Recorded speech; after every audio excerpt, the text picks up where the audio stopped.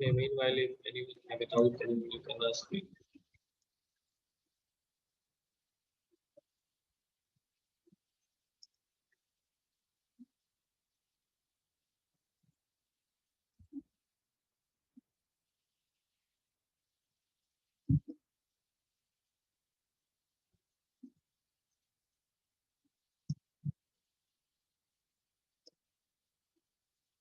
We discussed about the last lecture. I will just share the screen. ये discuss किया था हम लोग, है ना?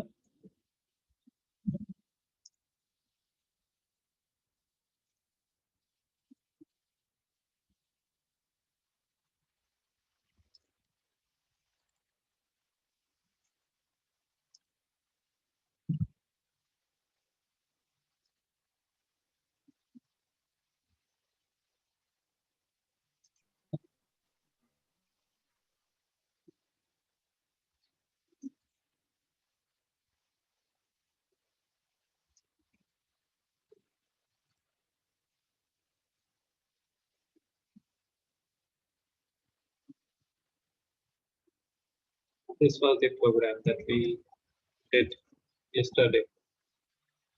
Yeah. So, सर इसमें डाउट है हाँ पूछो. सर, अगर ये स्वैप वाला जो क्वेश्चन आता है इसको अगर बिना फंक्शन के करे तो वो तो फिर इजीली हो जाता है ना?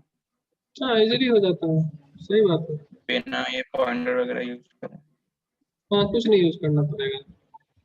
You are right. ठीक. ठीक नहीं, आगे क्वेश्चन पूछो. पूछना तुम्हारा ये था कि सर फिर ऐसा कर क्यों रहे. हाँ. तो पूछना है ना, ऐसे ऐसे में थोड़ा ना पड़ेंगे हम लोग. ये कोई डरा थोड़ा तुम लोग. तुम पूछो ये तो क्यूरियोसिटी फिर सर वही क्यों कर इससे रहे क्या हो. करते एक्चुअली हम लोग देखो दो टाइप के प्रॉब्लम्स होते हैं. एक बोलते हैं टॉय प्रॉब्लम. टॉय प्रॉब्लम में से जैसे कि छोटे छोटे प्रॉब्लम्स है ना, बड़े बड़े कॉन्सेप्ट्स को सीखते हैं. जैसे प्रोबेबिलिटी हम लोग करते थे ना, तो प्रोबेबिलिटी में क्या करते थे, पॉइंट टॉस से सीखते थे. लेकिन पॉइंट टॉस का कभी यूज होता है क्या प्रोबेबिलिटी का? एक्चुअल रियल लाइफ एग्जांपल में जब तुम्हारा फेसबुक या अमेजोन तुमको क्या करता है, तुम जो प्रोडक्ट खरीदता है उसके जैसे ही और सारा प्रोडक्ट तुमको नीचे रिलेटेड प्रोडक्ट दिखा देता है ना? ध्यान दिए कभी? Yes sir. Yes sir. वो क्यों करता है? वो प्रोबेबिलिटी निकालता है, वो एक्सपेक्टेशन निकालता है, वो यूजेस है प्रोबेबिलिटी के. लेकिन प्रोबेबिलिटी को सीखने के लिए हम लोग कॉइन टॉस का एग्जांपल यूज करते हैं कि कॉइन को टॉस करेंगे, एक डाई को थ्रो करेंगे तो क्या होगा. ये वही है. ये एक्चुअल प्रॉब्लम नहीं है, ये एक एग्जांपल है. ये परफेक्ट एग्जांपल है स्वैप का, ये समझाने के लिए कि कैसे एक वेरिएबल यहाँ पे जो वेरिएबल है उसको यहाँ पे एक्सेस किया जा सकता है. क्योंकि जनरली जो सी प्रोग्राम का स्ट्रक्चर है वो अलाउ नहीं करता है कि किसी एक फंक्शन का वेरिएबल किसी कोई दूसरा फंक्शन यूज कर सके. ठीक है, तो उसको कैसे यूटिलाइज किया जा सकता है, कैसे इसके वेरिएबल को इसके ब्लॉक में विजिबिलिटी बढ़ाई जा सकती है, ये सीखना इस एक छोटे से एग्जांपल के थ्रू बहुत आसान है. जब मैं एक रियल लाइफ प्रॉब्लम ला के बताऊं तो यू विल बी कंफ्यूज्ड. तो अभी स्टार्टिंग ऐसे ही करते हैं ना. जैसे मैंने पहली बार सीखा फंक्शन बताया तो एडिशन के लिए बताया कि एडिशन करते हैं। किसी ने पूछा कि सर एडिशन तो ऐसे ही कर लेंगे तो उसको प्रोग्राम लिखने की क्या जरूरत है। We are learning procedures. इसमें तुम ये मत देखो कि स्वैप कैसे हो गया। इस प्रोग्राम में तुम्हें ये देखना है कि अच्छा इसका वेरिएबल को अब ये फंक्शन अपडेट कर सकते हैं। ये पॉइंट था इसमें देखने का, है ना। ये नहीं था कि इसमें स्वैप को कर सकते नहीं कर सकते। Clear? I think this point is clear to you. और कोई क्वेश्चन है पूछो। मैं वेब पे देखता हूँ फंक्शंस के और क्या क्या प्रोग्राम हो सकते हैं। C program on pass by pointer,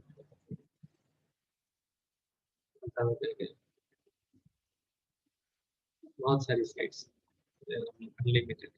meanwhile किसी को प्रॉब्लम है पूछो, मैं वेट कर रहा हूँ, है ना। क्योंकि आपको ये समझना बहुत जरूरी है ये कैसे मेमोरी मैनेजमेंट है।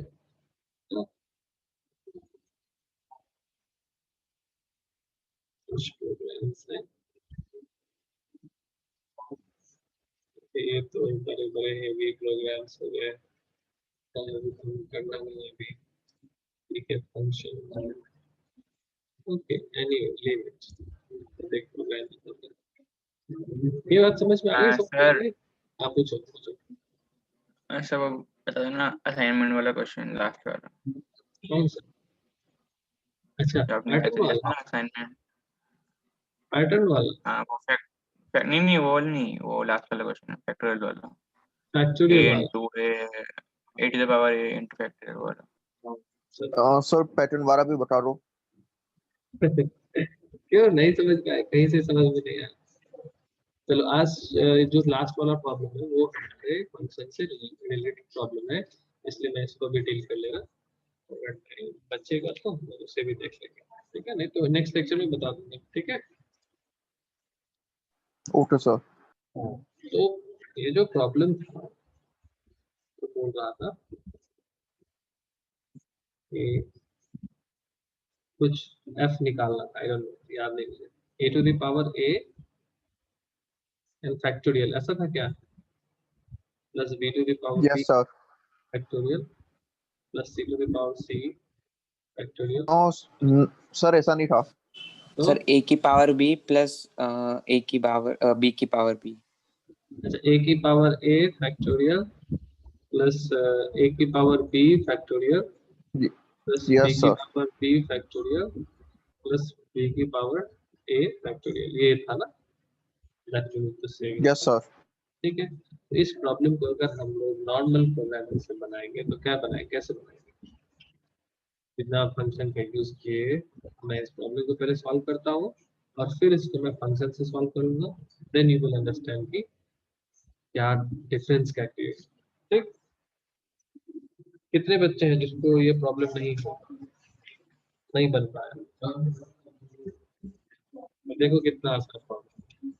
पहले तो ये पावर निकालने का तो तुम्हें समझ में आ गया था, ये तो मैं बता चुका हूँ। फैक्टोरियल निकालने में बता चुका हूँ। तो you may not have any issue with these two addition तो सबको आ रहा है, ठीक है। So let's start. New file same as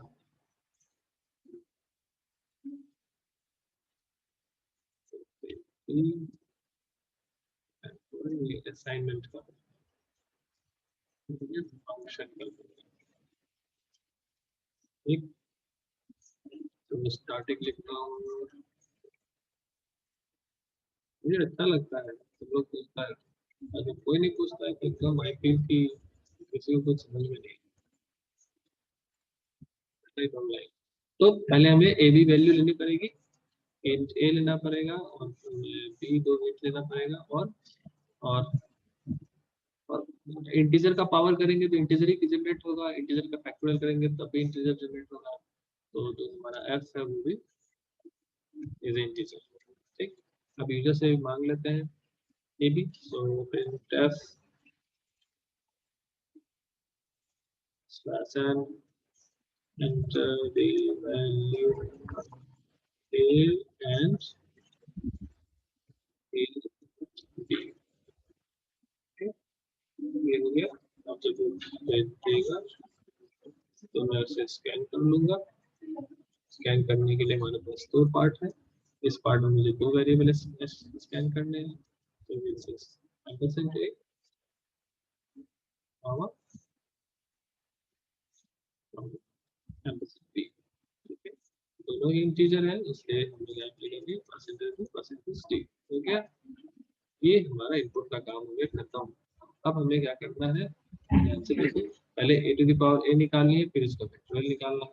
ठीक, तो अगर मैं नॉर्मल प्रोग्रामिंग से करता हूँ तो मुझे क्या करना पड़ेगा, पहले a to the power a निकालना पड़ेगा। तो for i equal to, power निकालने के लिए क्या करते हैं, 1 ए को ए टाइम्स मल्टीप्लाई करेंगे, है ना। देखो ए टू द पावर ए निकालने के लिए हमें क्या करना पड़ेगा, तो हो जाना चाहिए मान के चलो, मुझे कुछ नहीं आ रहा अभी, मैं कुछ समझ नहीं आ रहा। ठीक, तो मुझे ए टू द पावर ए निकालने का मतलब है ए को ए से मल्टीप्लाई करेंगे कितनी टाइम्स, ए टाइम्स, है ना। 8 अगर 5 टू द पावर 5 तो मतलब 5 multiplied by 5 multiplied by 5 multiplied by 5, 2 to the power 2 meaning 2 multiplied by 2, 3 to the power 3 meaning 3 multiplied by 3। ठीक, तो हमें लूप कितनी बार चलाना है, ए टाइम्स चलाना है, और हर बार क्या करना है, ए मल्टीप्लाइड बाय ए, यही हमारा रिजल्ट हो जाएगा। ठीक है, इसको इस पार्ट को मैं बोलता हूँ वेरिएबल 1। ठीक है, या कुछ भी रखो, इसको x मानो, इसको अपडेट कर देगा, ये x हो जाएगा। ठीक, फिर ये y होगा, इस पूरे को फिर y कर देंगे, फिर ये z होगा, फिर इस पूरे को z करेंगे, फिर इसको k ले लेंगे, फिर पूरे को k ले लेंगे, तो ऐसा कर देंगे, और फिर x plus y plus z plus k will be our f, है ना। ये कर सकते हैं हम, तो that we should see I equal to 1, I is less than equal to a I plus plus, ये कर दिया। तो मेरा x को तो डिफाइन करना पड़ेगा, अभी x ले रहा हूँ तो मैंने बेशक 4 वेरिएबल यूज करना पड़ेगा, x y z के 4 वेरिएबल ले लिया मैंने। तो x equal to a multiplied by a, हाँ a multiplied by a, x multiplied by, है ना।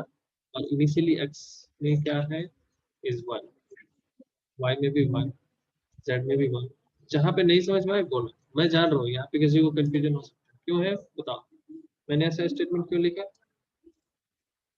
ये पावर कैलकुलेशन समझ में आया किसी को, नहीं आया, किसी को नहीं।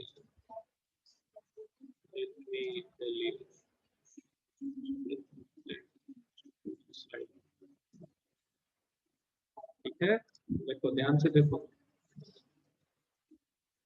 ये सिंपल पावर कैलकुलेशन का प्रोग्राम। मुझे क्या कंप्यूट करना है, मैं देखता हूँ 2 to the power 2, 3 to the power 3, 4 to the power 4 is nothing but 2 into 2, this is nothing but 3 into 3 into 3, this is nothing but 4 into 4 into 4। अब मैं अगर इसको सिंप्लीफाई करूँ तो ये क्या है, इसको मैं ऐसा लिख सकता हूँ 4 into 4 क्या है 16, then 16 into 4 64, then 64 into 4 whatsoever, तो 4 into 4 ये वाला पार्ट हो गया। देन अब ये जो पूरा रिजल्ट आया, इसको मल्टीप्लाई करेंगे इससे, है ना, सो दैट इज 64, ये वाला पार्ट। अब ये जो आया इस पूरे को मल्टीप्लाई करेंगे इससे, सो दैट इज 64 into 4 256, है ना। मैं हर बार क्या देख रहा हूँ कि 4 से तो मल्टीप्लाई हो ही रहा है, लेकिन 4 किस में मल्टीप्लाई हो रहा है, पिछले वाले के रिजल्ट के साथ, पिछले वाले के रिजल्ट के साथ, है ना। सो इस रिजल्ट को अगर मैं x बोलता हूँ, यानी if this is equal to x, तो हर स्टेप में यहाँ पे क्या है ना, a की वैल्यू हमेशा 4 ही है, और x की वैल्यू इनिशियली क्या है 1, तो 4 into 4 is 1। अब a की वैल्यू 4 रहेगी और x की वैल्यू क्या आ जाएगी, यहाँ से आ जाएगी डिजिट वैल्यू 4, दैट इज 16।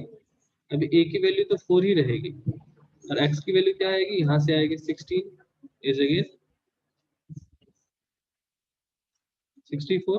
अब इसकी वैल्यू यही है, इसकी वैल्यू यहाँ से आ जाएगी, so that is again is 256। so इसको मैं कैसे लिख सकता हूँ कि x, this x equal to x into a, यही तो हो रहा है, x equal to x into a, अगला x equal to पिछला x into a, अगला x equal to पिछला x into a, next x equal to previous x into a। so this is the procedure, ठीक। and the same I have written here। ये बात समझ में आ गई सबको, यस सर। है ना। तो भी मैं अगर इसके बाद वैल्यू ऑफ x प्रिंट करूंगा तो printer less than value of x is x, ठीक। तो देखो क्या एरर है, क्या y को डिक्लेयर नहीं किया, लेट अस डिक्लेयर, ठीक। ये भी मैं देता हूँ 2 and 3, तो यहाँ पे क्या कंप्यूट होगा, 2 का पावर 2 कंप्यूट होना चाहिए, वैल्यू ऑफ x इज सब परसेंटेज नहीं ओके,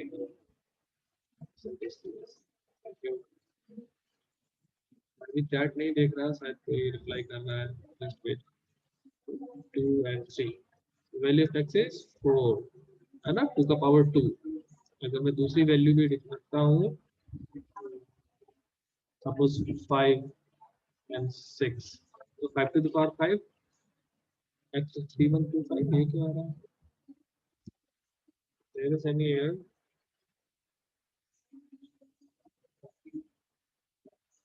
P 125,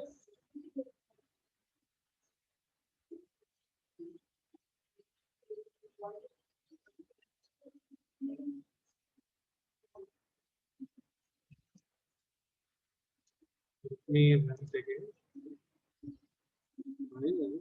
6 here सही तो है केवल। and 4 टिकट नहीं आ रहा ना,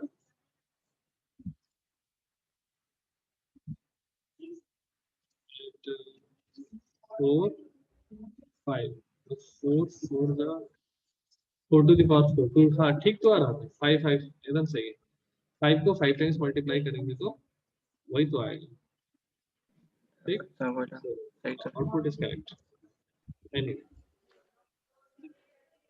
this is the way to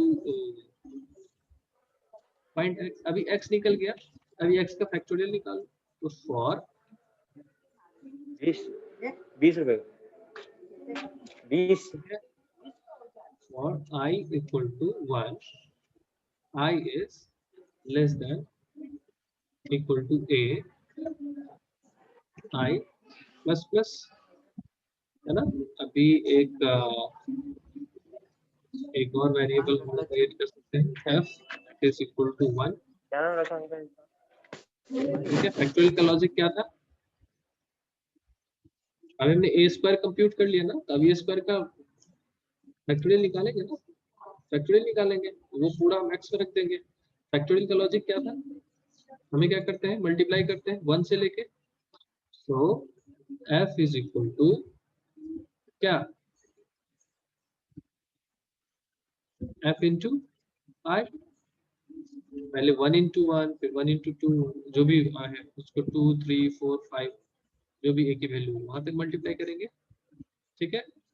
and finally इस f को हम लोग x में सेव कर लेंगे, तो देखो क्या होगा, क्या आ गया,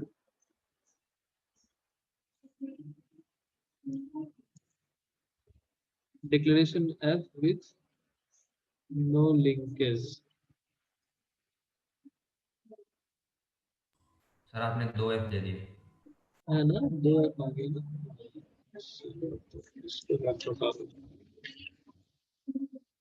थैंक यू। ए की वैल्यू अगर मैं 2 और बी की वैल्यू 3 रखता हूँ तो value of x is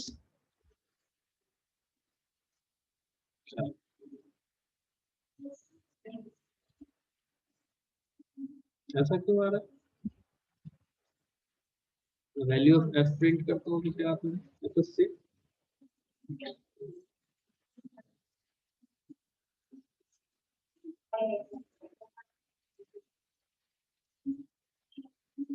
to 3, value of f is 2।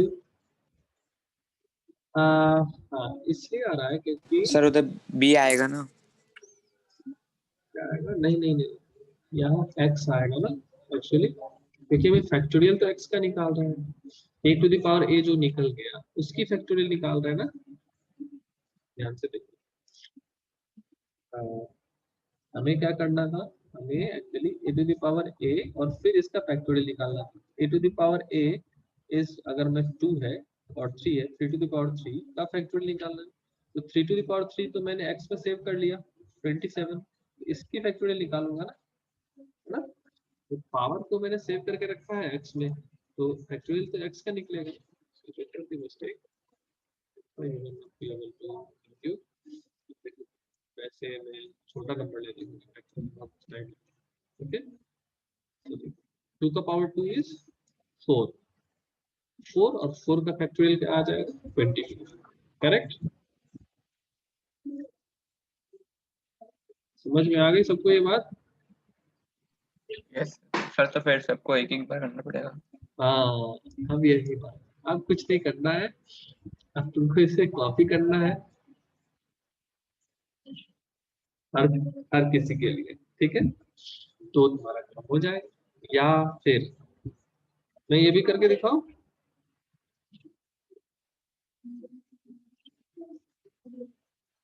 और टाइम्स मैंने कॉपी पेस्ट कर दिया है, दूसरी बार मैं इसको बी ले लेता हूँ, यहाँ पे बी ले लिया, देन यहाँ पे एक्स नहीं मुझे वाई लेना है, then we have to take y here, ठीक है, और यहाँ पे मुझे वाई लेना है, ठीक, ओके। तो ये b to the power B compute कर रहा है, ठीक है। अब मुझे क्या करना है, अब A to the power B compute करना है, ठीक है ना, a को b टाइम्स मल्टीप्लाई करना है, सो we will use b here and we will use another variable z, ये a to the power b compute करेगा, we should use z factorial here। अभी मुझे b to the power a compute करना है, तो we should use b here, sorry we should use a here and this should be b, a, ये हो जाएगा a and this is also k, और हमारे पास k में आ जाएगी वैल्यू, यहाँ z में आ जाएगी वैल्यू, y में आ जाएगी value, next y z, and now अभी हम लोग एक रिजल्ट वेरिएबल लेंगे, बस now result equal to x plus y plus z plus k, यही तो करना था। लूप के बाहर नहीं आएगा? देखो ये कुछ जो भी एरर आ रहा है वो हम लोग देखेंगे। क्या बोल रहे लूप के बाहर, क्या पूछा तुमने लूप के बाहर, मैंने समझ पाया। यार ये रिजल्ट वाले जो स्टेटमेंट है ये लूप के बाहर नहीं आएगा, के अंदर क्या है? लूप के बाहर ही रहेगा ना, क्या बात कर रहे हो, ये कंप्यूट कर लिया, ये कंप्यूट कर लिया, ये अलग अलग से कंप्यूट कर लिया, इसको स्टोर कर दिया x में, इसको स्टोर कर दिया y में, इस पूरे को स्टोर कर दिया z में, इस पूरे को स्टोर कर दिया k में, और सबको जोड़ दिया, इसमें लूप कहाँ से आया? ये तो अलग अलग लूप है ना, देखो ये लूप यहाँ शुरू हुआ यहाँ खत्म हो गया, इसने क्या किया पावर कैलकुलेट किया, इसने क्या किया फैक्टोरियल कर दिया, जो वैल्यू यहाँ पे मिली उसका फैक्टोरियल निकाल लिया और उसको हमने सेव कर लिया एक्स में वापस से। ठीक है, कोई दूसरे वेरिएबल में आप सेव कर दो, नॉट एन इशू। ठीक, सपोज उसको R1 में स्टोर कर लेना। ठीक है, इसको मैं R1 बोलता हूँ, है ना, मैं इसको रिजल्ट 1 बोल रहा। ठीक, अभी सेकंड टाइम क्या किया, सेकंड टाइम में b to the power b compute किया, यानी b को मल्टीप्लाई कर रहा हूँ वाइस को, है ना, b को मल्टीप्लाई कर रहा हूँ किससे, b से, और जो भी रिजल्ट आ रहा है उसका मैं कंप्यूट कर रहा हूँ और उसको फिर मैंने दूसरे वेरिएबल में सेव कर लिया सेकंड रिजल्ट। नेक्स्ट टाइम क्या कर रहा हूँ मैं, वेरिएबल मिला a, लेकिन a को कितनी टाइम्स मल्टीप्लाई कर रहा हूँ, b टाइम्स मल्टीप्लाई कर रहा हूँ, है ना, और जो भी रिजल्ट है उसको मैं z में सेव कर रहा हूँ और फिर z का फैक्टोरियल निकाल लिया, जो भी f की वैल्यू आई। और इससे पहले ना प्रॉब्लम इसलिए आ रही है क्योंकि f की वैल्यू को रीसेट करना चाहिए, f इक्वल टू 1 करना चाहिए, नहीं तो क्या हो रहा है ना, यही f की वैल्यू लास्ट जो अपडेटेड वैल्यू थी वो यहाँ पे आ जाएगी और यहाँ भी f का यूज करके रीसेट कर रहा हूँ मैं। ये अभी नहीं समझ में आ रहा ना, किसको नहीं समझ में आ रहा था, फर्स्ट कैलकुलेशन पहला वाला, फिर यहाँ से आ गया मेरा सेकंड टर्म जो है वो, ठीक, फिर यहाँ से हमने कंप्यूट किया है थर्ड टर्म और फिर हमने यहाँ से कंप्यूट किया है फोर्थ टर्म। ठीक है, यहाँ पे मैं f को 1 कर देता हूँ और ये हमारा रिजल्ट।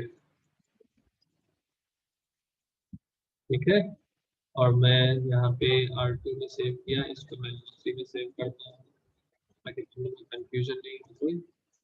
ठीक है, R3 मैं इस रिजल्ट को R4 में सेव करता हूँ, R4 और मैं यहाँ लिखते हैं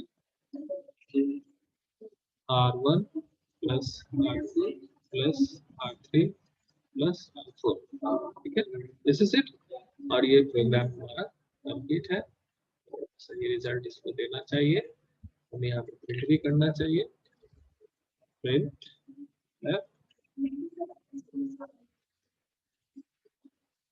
रिजल्ट ले लो इक्वल टू परसेंटेज p, बाहर आके रिजल्ट प्रिंट कर दो। देखो क्या आउटपुट आ रहा है, क्या दिक्कत है, R1 R2 डिक्लेयर नहीं किया ना, that we should declare int R1 R2 R3 R4। अभी क्या है, f इक्वल टू क्या बोल रहा है, सेमी कलर नहीं डाला। ठीक है, सही बात है। ठीक है, a की वैल्यू 2, b की वैल्यू 3, देखो कितनी बड़ी बड़ी वैल्यू जनरेट हुई है, रिजल्ट कितना बड़ा वैल्यू आ रहा है ना, ये सब सही वैल्यूज है। नहीं आया सही निकाल, इसमें नहीं आने वाली क्या बात है, इसमें तो कुछ नया बताया ही नहीं मैं,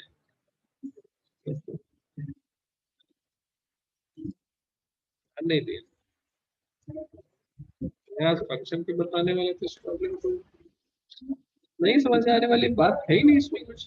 अरे भाई a to the power a का फैक्टोरियल निकालना है, फिर b to the power b का फैक्टोरियल निकालना है, और भी ऐसे ही करना है। तो इसमें मैं क्या करूंगा, पहले a to the power a निकाल लूंगा, इसको x में सेव कर लूंगा। अब मैं x की फैक्टोरियल निकाल लूंगा, इसे मैंने रिजल्ट 1 में सेव कर दिया। फिर मैंने b to the power b निकाला, इसे y में सेव कर लिया, और y का फैक्टोरियल निकाल के इसमें रिजल्ट 2 में सेव कर लिया। Similarly a to the power b को हमने z में सेव कर लिया निकाल के, और z का फैक्टोरियल निकाल दिया, 3 में सेव कर लिया। Similarly b to the power a को मैंने k में स्टोर कर लिया, और k का फैक्टोरियल को मैंने R4 में स्टोर कर लिया। अब सारे ये इस पूरे टर्म की वैल्यू किसके अंदर है, R1 में है, इस पूरे टर्म की वैल्यू किसके अंदर है, R2 में है। तो मैंने result equal to R1 plus R2 plus R3 plus R4 कर दिया, खत्म। अब ये पावर कैसे कैलकुलेट करते हैं, फैक्टोरियल कैसे कैलकुलेट करते हैं, तो हम लोग देख चुके हैं ना। फैक्टोरियल कंप्यूट करने के लिए फैक्टोरियल क्या होता है, अगर 5 का फैक्टोरियल निकालना है तो 1 इंटू 2 इंटू 3 इंटू 4 इंटू 5, यानी 5 तक, 1 से लेकर 5 तक मल्टीप्लाई कर दो। यही तो लॉजिक है। तो मैंने क्या किया, सबसे पहले a का पावर निकाला और a का पावर निकाल के x में स्टोर कर दिया। फिर जो वैल्यू हमें x की मिली थी उसका हमने फैक्टोरियल निकाल दिया, और जो फैक्टोरियल का रिजल्ट है उसको मैं R1 में सेव कर दिया। या अब ये काम मैं रिपीट करता चल रहा हूँ, ये जितना भी ये काम जो है इसे मैं बस रिपीट किया, फिर से देखो वही काम रिपीट किया। इस टाइम किसके लिए किया, b to the power b के लिए किया। फिर यही सेम काम मैंने थर्ड टाइम रिपीट किया, किसके लिए, a to the power b के लिए रिपीट किया, ठीक। और फोर्थ टाइम मैंने यही चीज को फिर से रिपीट किया, किसके लिए, b to the power a के लिए, यहाँ a to the power b के लिए किया। बस जो भी रिजल्ट आए सबको मैंने सम कर दिया और प्रिंट कर दिया। क्लियर? हाँ नहीं कुछ तो बोलो। देखो इस प्रॉब्लम को अगर मैं फंक्शन से सॉल्व करूंगा ना तो कितना आसान है।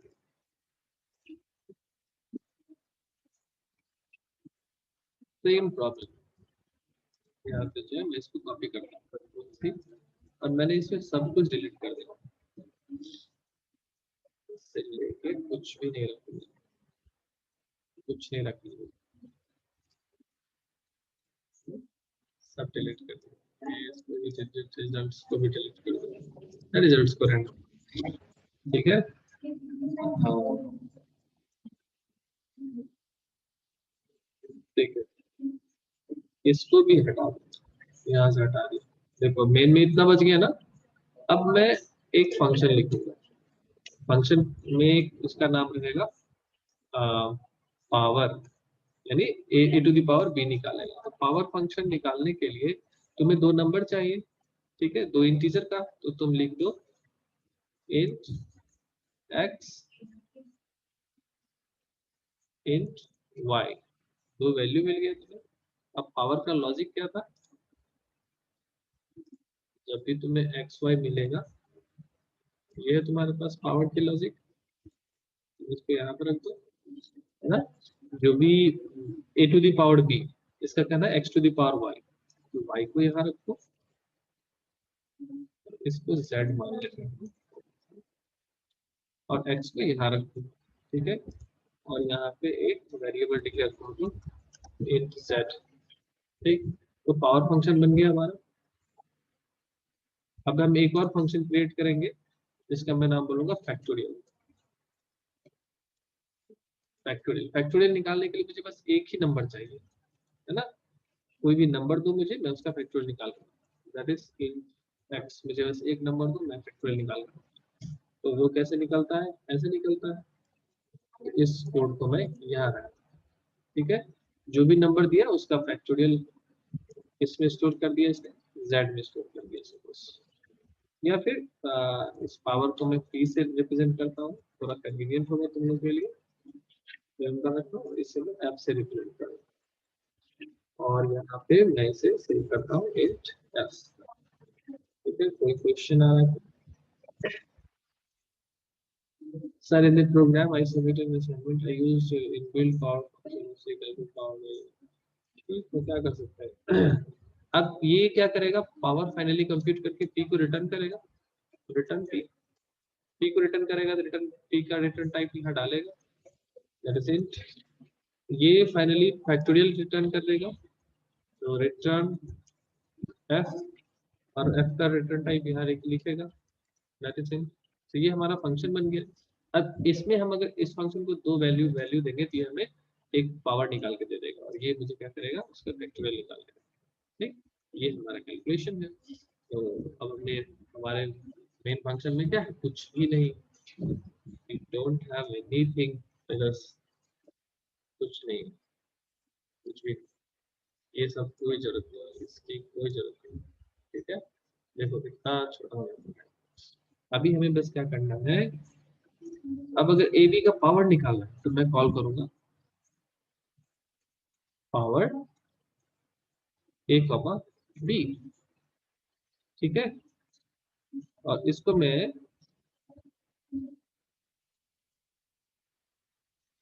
इसको मैं सपोज एक वेरिएबल में रख रहा हूं, मैं इंटरमीडिएट वेरिएबल, इसको भी सॉर्ट कर सकते हैं। फिलहाल मैं एक इंटरमीडिएट वेरिएबल ले रहा हूं, R1 R2 R3 R4, I don't know time कितना मिलेगा इसमें तो, ठीक है। इसको मैं रख रहा हूँ R1 में, ठीक है। R1 में क्या आ गया, पावर ऑफ AB। अब फिर से R1 में ही मैं क्या कर दूंगा, स्टोर कर दूंगा फैक्टोरियल